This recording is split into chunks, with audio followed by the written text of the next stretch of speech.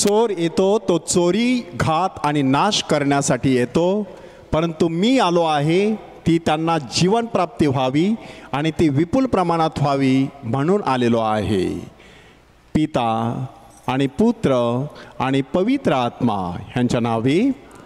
ख्रिस्ताठाई माझ्या प्रिय बंधू भगिनींनो, बालपणापासून आपण लाकूड तोड्यांची गोष्ट ऐकत आलेलो आहोत, परंतु आता ही जी लाकूड तोड्याची गोष्ट आहे ती थोडीशी वेगळी आहे की हा लाकूड तोड्या जंगलामध्ये लाकूड तोडण्यासाठी निघालेला आहे। जंगलाच्या तोंडाशी एक साधू महाराज बसलेले आहेत। त्याच्या मनामध्ये विचार येतो जाऊन त्यांच्याकडून आशीर्वाद घ्यायचा। आशीर्वाद देत असताना साधू महाराजांनी एक मंत्र दिला, जरा खोलात जा, खोलात जा, खोलात जा। त्याने तो शब्द आपल्या काळजाशी पकडून ठेवला आणि त्याने प्रवास सुरू केला। जसा तो आतमध्ये शिरत होता तसं त्याच्या लक्षात आलं की हिरवी गरगरीत अशा प्रकारची झाडं आहेत, नंतर काही चांगली सुकलेली झाडं आहेत, हातामध्ये परसलेली कुऱ्हाड आहे। पटकन ही झाडं तोडावीत आणि आपल्या घरी ते लाकूड घेऊन जावं अशा प्रकारचा मोह त्याला होत होता। परंतु अंतःकरणामध्ये एक मंत्र घुमत होता, जरा खोलात जा। तो थोडासा पुढे गेला आणि त्या ठिकाणी त्याला चंदनाची लाकडं दिसली। ती लाकडं बघितल्यानंतर त्याला असं वाटलं की ह्याच्या पलीकडे आणखी दुसरं काय असू शकतं। उरलेली सगळी लाकडं फक्त फार फार चंदनाची असतील, त्याच्यापेक्षा दुसरी कोणती मौल्यवान लाकडं इथे असणार आहेत, आणखी दुसरं काय मौल्यवान इथे असणार आहे। त्याने थोडीशी चंदनाची फांद्या तोडल्या आणि आपल्या घरी घेऊन निघून गेला। काही दिवस त्याच्यावरती त्याने चांगली गुजराण केली, उदरनिर्वाह केला। पैसे संपले तसं पुन्हा एकदा त्या जंगलामध्ये जाण्याचा विचार करू लागला। साधू महाराज तिथेच बसलेले होते। पुन्हा एकदा त्यांचा आशीर्वाद घेतला, तोच मंत्र त्यांनी पुन्हा एकदा रिपीट केला, थोडासा खोलात जा, आणखी खोलात जा, थोडासा खोलात जात राहा। आणि मग आता त्यांनी ठरवलं की खोलात जात राहायचं। सुरुवातीला ती सुंदर अशी झाडं, त्याच्यानंतर सुकलेली अशी काही सुंदर अशी झाडं, नंतरची चंदनाची लाकडं। परंतु त्याने विचार केला पुढे जायचं। थोडासा पुढे गेल्यानंतर त्या ठिकाणी चांदीच्या खाणी त्याला दिसल्या। थोडंसं आणखी पुढे गेल्यानंतर त्या ठिकाणी सोन्याच्या नाण्यांच्या राशी त्याला दिसल्या। आणि मग त्याने विचार केला, एवढं सगळं वैभव किंवा खजिना ह्या ठिकाणी दडलेला आहे आणि हा साधू महाराज मात्र त्या ठिकाणी नुसता बसून आहे। कदाचित त्याला हे सगळं माहीत असेल किंवा नसेल, आपण जाऊन त्याला सांगूया की एवढं सगळं वैभव ह्या ठिकाणी आहे आणि तुम्ही नुसते ह्या ठिकाणी बसून तो मंत्र पुटपुटत आहात, थोडा खोलात जा, थोडंसं खोलात जा, आणखी खोलात जा। हा माणूस जाऊन त्या साधू महाराजांना तो प्रश्न विचारतो आणि साधू महाराजांनी उत्तर किती सुंदर दिलं बघा। ते साधू महाराज सांगतात, मी देखील तुझ्यासारखाच एक लाकूड तोड्या होतो। मला देखील माझ्या गुरुने एक मंत्र दिलेला, थोडासा खोलात जा, आणखी खोलात जा, खोलवर शोध घेत राहा। मी शोध घेत राहिलो।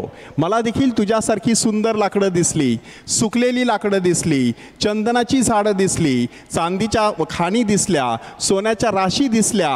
मी माझा शोध पुढे सुरू ठेवला आणि शेवटी मला परमेश्वर भेटला।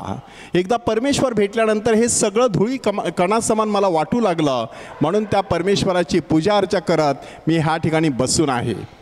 माणसाच्या जीवनाची शोकांतिका अशी आहे की माणूस बऱ्याच वेळेला ह्या जगातील सुंदर अशा गोष्टीमध्ये अडकलेला असतो, उपयुक्त गोष्टी ज्या आहेत त्याच्यामध्ये अडकलेला असतो। जगाच्या दृष्टिकोनातून ज्या मौल्यवान गोष्टी आहेत, सोने चांदी, ह्याच्यामध्ये अडकलेला असतो। थोडासा माणूस जर पुढे जात राहिला तर नक्कीच त्याच्या जीवनामध्ये त्याला परमेश्वराचं दर्शन घडल्याशिवाय राहणार नाही। आज आपण चिंतन करत आहोत, गेले 4 रविवार आपण चिंतन कसं केलेलं आहे, प्रार्थनेचं सौंदर्य काय आहे ते आपण समजून घेतलेलं आहे। त्या प्रार्थनामय जीवनामध्ये आव्हाने आणि अडथळे कोणते आहेत ते आपण तपासून पाहिलेले आहेत। आपल्या सामाजिक जीवनामध्ये जुन्या करारातील संदेष्टाची 7 अस्सल अशी वैशिष्ट्ये कोणती असतात आणि आपण नेतृत्व कशा पद्धतीने करावं त्याच्यावरती आपण चिंतन केलेलं आहे। गेल्या रविवारी आपण नव्या करारातील प्रभू येशू ख्रिस्ताची शिकवण, संत पॉलची शिकवण, संत याकोबाचं पत्रातील शिकवण, जिभेची 9 वेगवेगळ्या प्रकारची पापं, ह्या सगळ्यांवरती चिंतन केलेलं आहे। आता आपण दुसऱ्या शेवटच्या टप्प्यामध्ये वळत आहोत, परिपूर्ण जीवनाकडे प्रवास। म्हणून आज त्या परिपूर्ण जीवनाचा प्रवास कसा करायचा, त्याचे 4 महत्त्वाचे पैलू कोणते आहेत त्याच्यावरती आपण चिंतन करणार आहोत। पुढच्या रविवारी ह्या परिपूर्ण जीवनाचा उत्कृष्ट असा आदर्श प्रभू येशू ख्रिस्त, विशेष करून त्याचं कार्य, दुःख सहन, मरण आणि पुनरुत्थान आपणा सर्वांसाठी परिपूर्ण जीवनाचा सुंदर असा आदर्श कसा आहे तो आपण समजून घेण्याचा प्रयत्न करणार आहोत.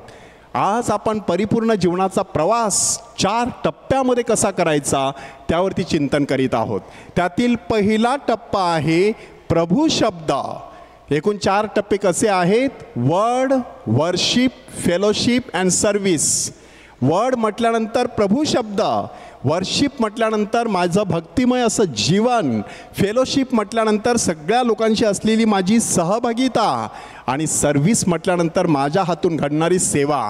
अशा प्रकारचं हे परिपूर्ण जीवनाचा गोल आहे आणि त्याचे हे 4 महत्त्वाचे असे आधारस्तंभ आणि 4 महत्त्वाचे असे टप्पे आहेत. त्यातील त्या पहिल्या टप्प्यावरती आपण चिंतन करत आहोत की आपलं परिपूर्ण जीवन प्रभू शब्दाच्या भक्कम अशा खडकावरती उभारलेलं असणं गरजेचं आहे. परमेश्वराचा शब्द भक्कम अशा खडकासारखा असतो. येशूने तशा प्रकारचं प्रतीक वापरलेलं आहे की जो सुज्ञ माणूस आहे, जो परमेश्वराच्या इच्छेप्रमाणे जीवन जगत असतो, त्याने आपलं घर खडकावरती उभं केलं. वादळ आलं, वारा सुटला, पाऊस आला, त्या घराला लागला तरी देखील ते डगमगलं नाही, डळमळीत झालं नाही, कारण त्याचा पाया भक्कम अशा खडकावरती घालण्यात आलेला होता. परंतु जो माझी वचने ऐकून त्याप्रमाणे जीवन जगत नाही तो एखाद्या मूर्ख माणसासारखा आहे. त्याने वाळूवरती आपलं घर उभारलं आणि थोडासा वारा, थोडासा पाऊस, थोडीशी लाट आली आणि ते अगदी कोसळून पडलं, त्याचा पूर्णपणे नाश झाला असं सांगण्यात आलेलं आहे. म्हणजे परमेश्वराच्या शब्दाच्या भक्कम अशा पायावरती आपण आपलं जीवन उभारणं आवश्यक आहे. त्यासाठी देवाच्या शब्दाशी असलेलं आपलं नातं काय आहे ते नातं आजच्या दिवशी आपल्याला तपासून पाहायचं आहे. तो देवाचा शब्द आपण वाचायला किंवा ऐकायला सुरुवात करतो आणि काय नक्की घडत असतं? कुठेतरी काहीतरी आपल्याला जाणवत राहतं. जणू काही आपल्या हवेमध्ये बदल जर झाला, अचानक गरमी वाटू लागली की आपण पंखे लावतो, अचानक थंडी वाटू लागली की पंखे बंद करत असतो. आजूबाजूच्या वातावरणाचा आपल्यावरती असा परिणाम होत असतो, अनुकूल किंवा प्रतिकूल, विपरीत, त्यानुसार आपण बदल करत असतो. अगदी त्याप्रमाणे परमेश्वराच्या शब्दाचा आपल्या जीवनावरती एक परिणाम होत असतो. तुम्ही तो शब्द हाती घेऊन वाचायला सुरुवात करून बघा. पहिली गोष्ट आपल्या जीवनाला लागू पडण्यासारखी आहे ती म्हणजे देवाचा शब्द आपल्याला जणू काही आव्हान करत असतो. कितीही मोठा विद्वान माणूस असो, कितीही मोठा श्रीमंत ऐश्वर्य संपन्न असा राजा महाराजा असो, तो देवाचा शब्द त्याला सरळ सांगून टाकतो, माणसा तू माती आहेस आणि मातीला मिळशील. किंवा एखाद्या व्यक्तीला एखाद्या गोष्टीचा गर्व असतो, प्रभू सांगतो आजच तुझा जीव मागण्यात येईल. मग हे सगळं आहे ते कोणाचं होणार आहे? परमेश्वराचा शब्द अशा प्रकारे माणसाला आव्हान करत असतो. दावीद ह्याच्या हातून पाप घडल्यानंतर नाथानाने जाऊन परमेश्वराचा शब्द त्याला सांगितला, त्याला मोठं आव्हान दिल्यासारखं वाटलं. तो ताबडतोब पश्चाताप करतो, जीवनामध्ये बदल करतो आणि त्यानंतर एक महान सम्राट असा सगळ्या 72 स्तोत्रांचा जनक म्हणून जगासमोर सादर होतो. देवाचा शब्द आव्हान करतो, परंतु नुसता आव्हान करून थांबत नाही. एखाद्या डॉक्टरांनी तुम्हाला सांगितलं की तुम्हाला दुर्धर असा असाध्य असा आजार झाला आहे, पण त्याच्यावर उपचार काय आहे तो जर सांगितला नाही तर त्या डॉक्टरांचं म्हणणं ऐकून आपण पुढे कसे जाणार? आपल्याला काहीतरी मार्ग दाखवला पाहिजे. तसा परमेश्वराचा शब्द माणसाला बरे करत असतो. त्याच्या जीवनामध्ये देखील शारीरिक, मानसिक, आध्यात्मिक अशा प्रकारच्या व्याधी असतात. त्या व्याधी देवाच्या शब्दाच्या वचनाने माणसाला बऱ्या झालेल्या अनुभवास येत असतात. प्रचंड अशी भीती एखाद्या माणसाच्या मनात असते. देवाचा शब्द काय सांगतो? भिवू नकोस, मी तुझ्याबरोबर आहे. रागाचा अग्नी अंतःकरणात धगधगत असू शकतो. देवाचा शब्द सांगतो पीस बी विथ यू, शालोम आलेखेम, म्हणजे तुम्हास शांती असो. पेत्र आणि त्याचे सगळे सोबती घाबरून गेलेले होते, बंद अशा खोलीमध्ये होते आणि त्या ठिकाणी थॉमस नावाचा शिष्य बाहेर पडलेला होता, त्या ठिकाणी नव्हता. त्या पार्श्वभूमीवरती येशू येऊन त्यांना काय सांगतो? तुम्हास शांती असो. अशा प्रकारे त्या घाबरलेल्या लोकांना प्रभू अभयदान देतो. एखाद्या माणसाच्या हातून एखादा पाप घडलेला असतं, तो बेचैन झालेला असतो, काय करायचं, धर्मगुरूकडे जाण्यासाठी संधी नाही, वेळ नाही किंवा काहीतरी अडचण आहे. आणि अशा वेळेला देवाचा शब्द त्याला सांगतो, तुझी पापे लाखेसारखी लाल असली तरी मी ती बर्फासारखी शुभ्र करीन. पूर्व जितकी पश्चिमेपासून दूर आहे तेवढी मी तुझी पापे तुझ्यापासून दूर नेणार आहे. माणसाला कधीकधी एकाकी वाटू शकतं. अशा वेळेला परमेश्वराचा शब्द सांगतो, मी तुला अनाथ असं सोडणार नाही, मी तुझ्याकडे येईन. आईला कदाचित आपल्या पोटच्या लेकराचा विसर पडेल, मी तुझा परमेश्वर तुला कधीच विसरणार नाही. अशा प्रकारचे शब्द ज्यावेळेला आपण ऐकत असतो त्यावेळेला माणसाला प्रचंड असा दिलासा मिळत असतो. माणसाचे बरेचसे व्याधी आणि आजार बरे होत असतात. त्यानंतर परमेश्वराच्या शब्दाचं कार्य आहे देवाच्या योजना प्रकट करणं. मदर तेरेसासारखी व्यक्ती डोंगरावरती जाते, छोटंसं वाचन करते. त्या ठिकाणी वाचन असतं नेमकं मत्तईच्या शुभवर्तमानातील अध्याय 25 वचन 31 ते 46. आणि ती वचने वाचत असताना, जे तुम्ही कनिष्ठातील कनिष्ठापैकी एकाला केलेले आहे त्या अर्थी ते तुम्ही मला केलेले आहे. हे वचन त्यांच्या काळजाला जाऊन भिडतं. काहीतरी त्यांच्यासाठी तिथे रिव्हील केलं जातं, प्रकट केलं जातं. आणि त्या प्रकटीकरणानुसार मदर आपल्या जीवनामध्ये बदल करतात आणि एक महान जगतमाता म्हणून संपूर्ण जगासमोर सादर होतात. म्हणून देवाचा शब्द देवाच्या योजना प्रकट करत असतो. आपल्या प्रिय व्यक्तीच्या मनात काय चाललेलं आहे, आपल्या पतीच्या किंवा पत्नीच्या मनामध्ये काय चाललेलं आहे हे जाणून घ्यायचं असेल तर तिच्याशी किंवा त्याच्याशी संवाद साधला पाहिजे, त्याचं किंवा तिचं ऐकून घेतलं पाहिजे. तेव्हा त्यांच्या मनातील योजना आपल्याला समजू शकतात. परमेश्वराच्या मनातील योजना समजून घ्यायच्या असतील तर त्यासाठी बायबलच्या शब्दावरती सातत्याने चिंतन होत राहणं गरजेचं आहे. देवाचा तो शब्द फक्त आपल्याला प्रकट करत नाही, मार्गदर्शनसुद्धा करत असतो. आपण आता आपल्या गाडीला GPS लावत असतो, त्यानुसार अमुक ठिकाणाहून अमुक ठिकाणी मला जायचं आहे, संपूर्ण नकाशा आपल्यासमोर सादर केला जातो. ते जणू काही प्रकटीकरण.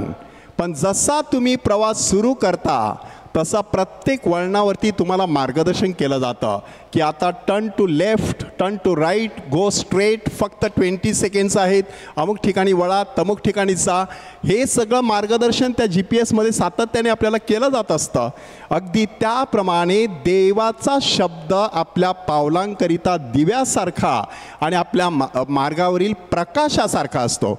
पावलांसाठी दिव्यासारखा म्हणजे तात्काळ निर्णय घ्यायचा असेल तर देवाचा शब्द मार्गदर्शन करतो. दूरगामी निर्णय घ्यायचे असतील तरी देखील दूर असा एखाद्या गाडीचा फोकस कसा असावा तसा देवाचा शब्द दूरपर्यंत देवाचे मार्ग आपल्याला सांगत असतो, मार्गदर्शन करत असतो. परमेश्वराचा शब्द आपल्याला भक्कम बनवत असतो. माणूस कितीही खातो पितो तरी देखील त्याची शक्ती कमी पडू शकते.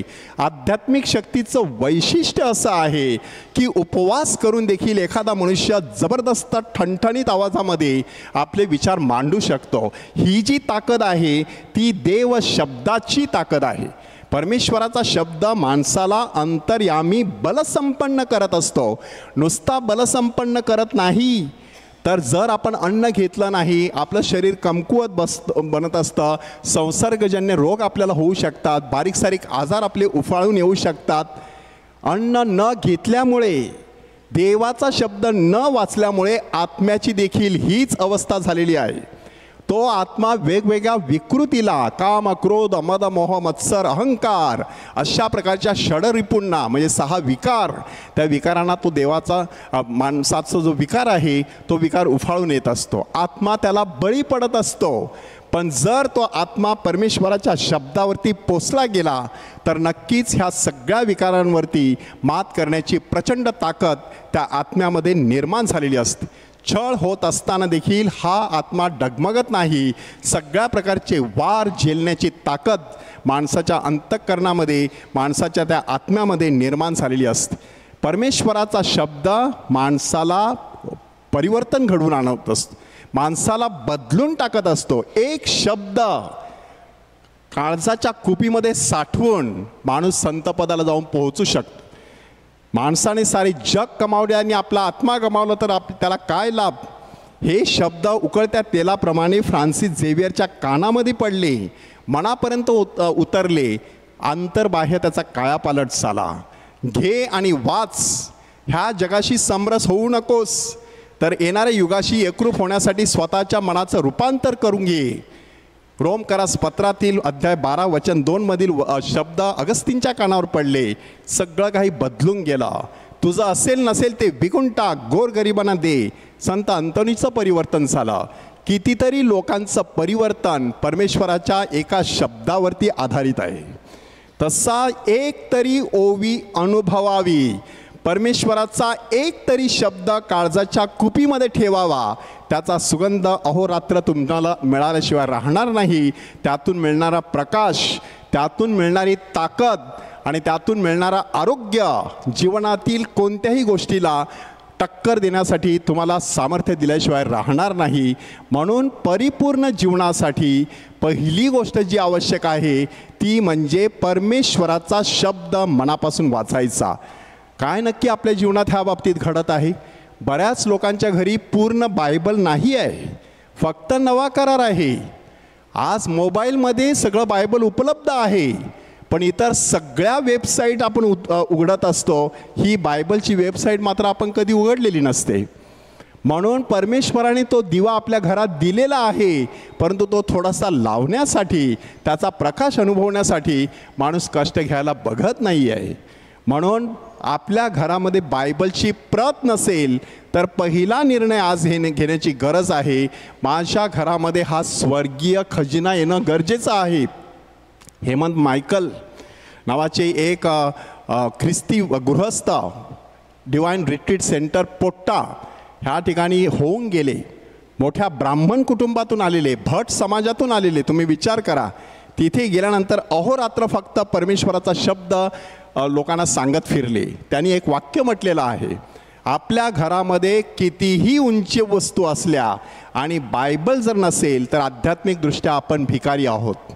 परमेश्वराचा शब्द घरामध्ये नाही, हृदयामध्ये नाही, ओठांमध्ये नाही, इतर सगळ्या गोष्टी आहेत, म्हणून त्या गोष्टींना अर्थ प्राप्त होत नाही, असं हेमंत मायकल ह्या ब्रदरांनी त्यावेळेला सांगितलेलं आहे. आज आपण सहज चिंतन करायचं आहे, देवाच्या शब्दाचं माझ्या जीवनामध्ये काय स्थान आहे. त्या देवाच्या शब्दाशी एक नातं जे असतं ते नातं मी व्यवस्थितपणे जोडलेलं आहे का? त्या परमेश्वराच्या शब्दानुसार माझं जीवन जडणघडण त्याची होत आहे की नाही ते माणसाने तपासून पाहिजे. दुसरा घटक आहे वर्शिप. वर्शिप म्हटल्यानंतर त्यामध्ये 3 प्रकार येतात.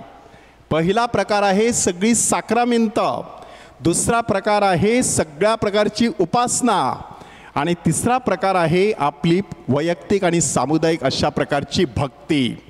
ही आपली वर्शिप आहे. आपण परमेश्वराची त्या प्रकारे पूजा अर्चा करत असतो. 7 साक्रामेंत, त्यातली बरीचशी साक्रामेंत आपण घेत असतो.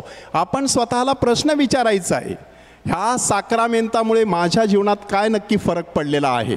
मी बाप्तिस्मा घेतलेला आहे, अमुक माझ्या एका मित्राने अजून घेतलेला नसेल, आमच्या दोघांमध्ये काही फरक आहे का? मी दृढीकरण साक्रामेंत घेतलेला आहे, पण पवित्र आत्म्याची फळं कुठेच दिसत नाहीत. ती पवित्र आत्म्याची दानं कार्यरत असताना मला कधीच जाणवत नाहीत. त्या पवित्र आत्म्याचं अस्तित्व कोणाच्या लक्षात येत नाही. तो पवित्र आत्मा खरोखरच माझ्या जीवनामध्ये कार्यरत आहे, मला प्रेरणा देत आहे, मला शुद्ध आणि पावन मंगल करत आहे, कारण ते त्याचं कार्य आहे, पावन करता. असा पवित्र आत्मा दृढीकरणाच्या दिवशी मला मिळालेला आहे. बाप्तिस्म्याच्या दिवशी मिळाला आणि दृढीकरणाच्या दिवशी त्याच्यावर पुन्हा एकदा शिक्कामोर्तब करून त्याची जाणीव करून देण्यात आली. काही फरक पडलेला आहे का? किंवा मी प्रथम ख्रिस्त शरीर स्वीकारल्यापासून एवढ्या वेळा आज कम्युनियन स्वीकारत आहे, माझ्या जीवनामध्ये काही फरक पडत आहे का? प्रायश्चित्त काळाचे हे दिवस आहेत, त्यासाठी प्रायश्चित्त साक्रामेंत घेण्यासाठी माझी कितपत आता तयारी झालेली आहे की मी शेवटच्या क्षणी कसं तरी ते कन्फेशन संपवणार आणि आता मी कन्फेशन केलेलं आहे एवढ्यावर पुरतंच मी समाधान मानणार आहे का? माणसाने आता थोडंसं खोलात जायचं आहे. वरवर अशा प्रकारे खर्चटत राहायचं नाही. अविलाची संत तेरेसा त्याविषयी काय म्हणते, तुम्ही थोडंसं इथे खरवटलं, दुसरं तिकडे खरवटलं, आणखी दुसरेकडे खरवटलं, तुम्हाला पाणी मिळणार नाही. पाणी हवं असेल तर एकाच जागेवरती खोलवर तुम्हाला खणत राहिलं पाहिजे. अगदी त्याप्रमाणे आपल्या जीवनामध्ये कोणत्या गोष्टीमुळे अपूर्णता येत आहे, परिपूर्णतेमध्ये अडथळा येत आहे, तो शोधून काढून खोलवर त्याच्या मुळाशी जायचं आणि संपूर्णपणे ती विकृती उखडून टाकायची. एका नवीन जीवनाला त्या ठिकाणी सुरुवात करायची. ह्या साक्रामेंतमय जीवनामुळे माझ्या जीवनात काय फरक पडलेला आहे. पती पत्नीने लग्न साक्रामेंत घेतलेला आहे, आम्ही गुरुदीक्षा साक्रामेंत घेतलेला आहे. काय नक्की माझ्या जीवनात फरक पडलेला आहे. त्यामुळे मी खरोखरच अधिक पवित्र जीवन जगत आहे का, अधिक सुसंपन्न समाधानी जीवन जगत आहे का. प्रत्येक व्यक्तीने हा प्रश्न स्वतःला विचारायचा आहे. त्या व्यतिरिक्त आपण उपासनेमध्ये सहभागी होत असतो. पवित्र मिस्साबली ह्या ठिकाणी आपण साजरी करत असतो. कितपत अगदी मनापासून मी त्या उपासनेमध्ये सहभागी होत असतो किंवा असते, हे माणसाने सतत तपासायचं असतं. त्याचे एकूण 3 टप्पे ख्रिस्त सभेने आपल्याला सांगितलेली आहेत. कोणतीही उपासना साजरी करण्याच्या अगोदर त्याची विशिष्ट अशी पूर्वतयारी आवश्यक असते. प्रभू येशू ख्रिस्ताने देखील आपल्या 2 प्रेषितांना पाठवलं आणि सांगितलं, अमुक ठिकाणी जाऊन आपल्या वल्लांडणाच्या भोजनाची पूर्वतयारी करा. ही पूर्वतयारी अधिक महत्त्वाची आहे. त्याच्यावरती त्या पवित्र मिस्साबलीचा आपल्या जीवनावरती उमटणारा ठसा अवलंबून आहे. तुम्ही विचार करा, सुक्या अशा भिंतीवरती कितीही धूळ टाका, ती चिकटत नाही. भिंत थोडी ओली करून बघा, थोडीशी जरी माती टाकली तरी चिकटून जाते. ह्याचा अर्थ काय, हृदयाचा ओलावा वाढवण्यासाठी जर पुरेशी पूर्वतयारी केली तर साक्रामेंताचा जो परिणाम आहे तो दीर्घकाळ आणि अधिक खोलवर आपल्या जीवनावरती उमटल्याशिवाय राहणार नाही. त्यासाठी पवित्र मिस्साबलीची पूर्वतयारी चांगल्या प्रकारे करणं, कन्फेशन म्हणा, इतर बायबलची वचनं अगोदर वाचून ठेवणं म्हणा, अशा प्रकारे माणसाने स्वतःची तयारी करायची आहे. त्या श्रद्धामय जीवनातील 3रा महत्त्वाचा भाग आहे आपले भक्तीचे सगळे प्रकार. मग त्याच्यामध्ये नोवेना असू शकतात, त्याच्यामध्ये रोजरी असू शकते, त्याच्यामध्ये वेगवेगळ्या प्रकारच्या प्रार्थना असू शकतात. त्याद्वारे आपल्याला नक्की काय करायचं आहे, परमेश्वराशी असलेलं जे नातं आहे ते अधिक खोलवर कशा प्रकारे आपल्याला विकसित करता येईल, त्यासाठी माणसाने प्रयत्नशील राहायचं आहे. नुसतंच आता मंगळवारचा दिवस आहे, संत अंतोनीची प्रार्थना म्हणूया. बुधवारचा दिवस आहे, नित्यसहायक मातेची प्रार्थना म्हणूया. शुक्रवारचा दिवस आहे, दैवीदयेची प्रार्थना म्हणूया, किंवा 3 वाजताची वेळ आहे, दैवीदयेची प्रार्थना. शुक्रवारचा दिवस आहे येशूच्या हृदयाची प्रार्थना. आणि आपल्याला खूप समाधानी वाटतं, त्या दिवशी मी प्रार्थना केली, तेवढ्या पुरताच त्याचा परिणाम मर्यादित आहे का. उलट अशा प्रकारचं जीवन जगल्यामुळे एक महत्त्वाची गोष्ट झाली पाहिजे, ज्याला इंग्रजीमध्ये रिदम म्हणतात, लयबद्धता, की एक प्रकारची लयबद्धता जीवनामध्ये येते. त्या दिवशी त्या प्रार्थना म्हणत राहिल्यामुळे एक प्रकारचा रिदम आपण गायन करत असतो, त्याच्यामध्ये रिदम आहे, लयबद्धता आहे. थोडंसं जरी चुकलं तरी सगळ्यांच्या लक्षात येतं. अगदी त्याप्रमाणे हे थोडंसं जरी चुकलं तरी आपल्याला चुकल्यासारखं वाटत असतं. ही लयबद्धता येण्यासाठी ती शिस्त आपण पाळत राहणं गरजेचं आहे. 3रा टप्पा आहे सहभागिता, फेलोशिप. ही जी सहभागिता आहे याचा अर्थ काय, परमेश्वर आपल्याला त्याच्यामध्ये सहभाग घेण्यासाठी पाचारण करत आहे. 5 वेगवेगळ्या प्रकारची सहभागिता आहे. पहिली आहे आध्यात्मिक सहभागिता, त्याच्यामध्ये सामुदायिक प्रार्थना. सामुदायिक प्रार्थनेसाठी आपण गाव पातळीवरती एकत्र येतो, कुटुंबात एकत्र येतो, देवळात एकत्र येतो, आमच्या सिस्टर्स त्यांच्या कम्युनिटीमध्ये एकत्र येतात, आमचे धर्मगुरू एकत्र बसून प्रार्थना करतात. सामुदायिक प्रार्थनेच्या माध्यमातून ही सहभागिता आपण गाठू शकतो. प्रभूने त्याच्यासाठी एक प्रॉमिस केलेला आहे, जिथे 2 किंवा 3 माझ्या नावाने जमलेले आहेत तिथे मी त्यांच्यामध्ये उपस्थित आहे. एवढंच नाही तर पृथ्वी तलावरील 2 किंवा 3 एकचित्त होऊन कोणतीही गोष्ट मागतील तर ती मी माझ्या पित्याकडे विनंती करून पूर्णत्वास नेईल. अशा प्रकारचं वचन आपल्याला मत्तईच्या शुभवर्तमानात अध्याय 18 वचन 20 पासून पुढे देण्यात आलेलं आहे. सामुदायिक प्रार्थनेमध्ये कशा प्रकारे आपल्या अपराध्यांबरोबर वागावं ते देखील त्या ठिकाणी सांगण्यात आलेलं आहे. ती आहे आपली सामाजिक सहभागिता. सामाजिक सहभागिता म्हणून एक समाज म्हणून एकमेकांच्या सुखदुःखात आपण सहभागी होत असतो. परंतु बऱ्याच वेळेला एखाद्या व्यक्तीबरोबर बिनसलं की हा सुखदुःखात सहभागी होणं आपल्याला कठीण जातं. आपण वेळ न काढता काही निमित्त सांगायला सुरुवात करत असतो. म्हणून त्या 18व्या अध्यायामध्ये मत्तईचं शुभवर्तमान अध्याय 18 सांगण्यात आलेलं आहे, अपराध्याबरोबर कसं वागायचं. जर तुझ्या भावाने तुझ्या विरुद्ध अपराध केला तर पहिली स्टेप आहे एकांतामध्ये त्याला सांग. दुसरी स्टेप आहे 1-2 व्यक्ती साक्षीदार म्हणून घेऊन त्यांच्यासमोर तो शब्द शाबित कर. त्यांचंही ऐकलं नाही तर आपलं न्यायमंडळ आहे, मंडळी आहे, त्यांना कळव. त्यांचंही ऐकलं नाही तर तो तुझ्यासाठी जकातदार आणि परराष्ट्रीय असा हो. जकातदार आणि परराष्ट्रीय कशामुळे? त्यांच्याशी त्यात तुमचं काही देणं घेणं नाही. अशा व्यक्तीचा तुमच्या विचारसरणीवरती परिणाम होता कामा नये. अशा व्यक्तीपासून दूर राहण्यासाठी प्रभूने सांगितलेलं आहे. कशाकरिता? की आपली मनाची पूर्वतयारी झालेली नसेल, त्या व्यक्तीच्या मनाची पूर्वतयारी झालेली नसेल तर थोडा वेळ ब्रेक घ्यायचा, थांबायचं, परत एकदा ती संपूर्ण प्रक्रिया जणू काही सुरू करायची. परंतु जेवढे होतील तेवढे प्रयत्न करायचे आणि समेट करण्याचा प्रयत्न करायचा. ही आपली सामाजिक सहभागिता आहे. भावनिक सहभागितेमध्ये असंच घडू शकतं की आपले नातेसंबंध आहेत, एकमेकांना भेटल्यानंतर माणसाला खूप बरं वाटत असतं. आपल्या कार्यक्रमासाठी आपण एकत्र भेटत असतो, सुखदुःखासाठी आपण एकत्र भेटत असतो. त्या ठिकाणी हे नातेसंबंध भक्कम करण्यासाठी छोट्या छोट्या कृती, आज आपल्या हातामध्ये मोबाईल आहेत, एक छोटासा फोन, एक छोटंसं वाक्य, एक बड्डेचं फक्त विश किंवा मरण झालं असेल तर एक कुठेतरी कंडोलन्सची लाईन, त्यामुळे दुसऱ्या व्यक्तीला कितीतरी दिलासा मिळत असतो. आपले जे भावबंध असतात ते नाजूक भावबंध अधिक भक्कम होण्यासाठी माणसाला मदत होत असते.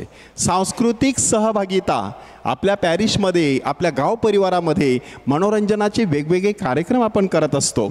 आपण वैयक्तिकसुद्धा दृष्टिकोनातून कधीकधी मनोरंजन स्वतःचं करत असतो.